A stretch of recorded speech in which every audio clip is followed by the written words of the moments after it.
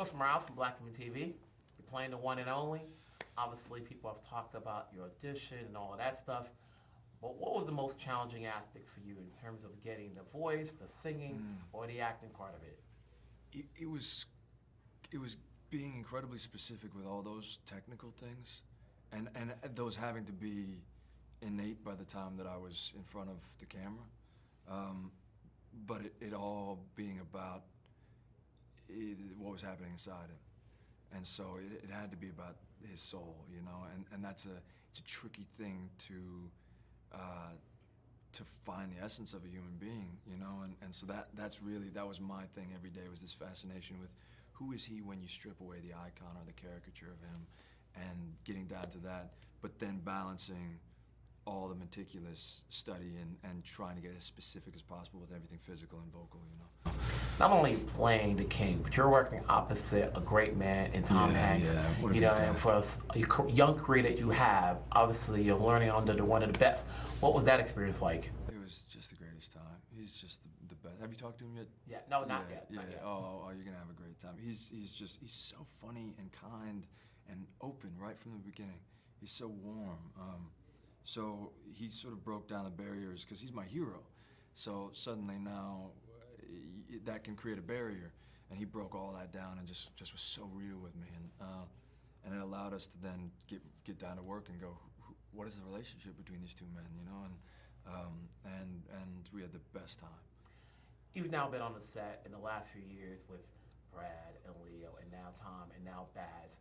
And in your early career, what have you learned from doing this project where you're the lead that helps you out with the next projects you're going to do down the road?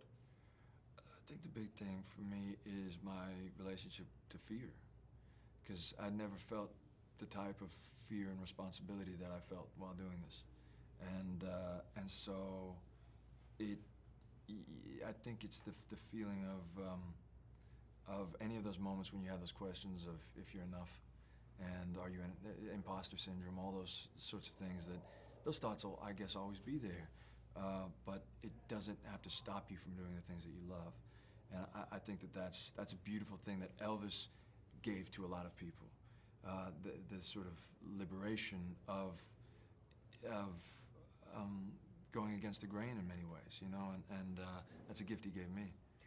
What was that conversation like when you had the talk with the family? Was it a bit before you started shooting production, during, or afterwards? I spoke with Priscilla before. I met her here, just right in the Graceland guest house. But at that time, it was more the unsaid things. It was just being in her presence. It was looking her in the eyes, and that was profoundly moving for me.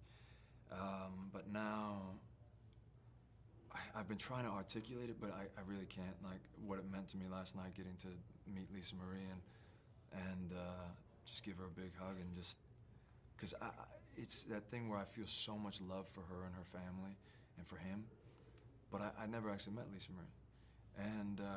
And suddenly last night, I'm like, I feel like I know you, but, you know, and she, in a way, because she'd seen the film, now she was able to be open to me, and I'm just so grateful that she was that welcoming to me.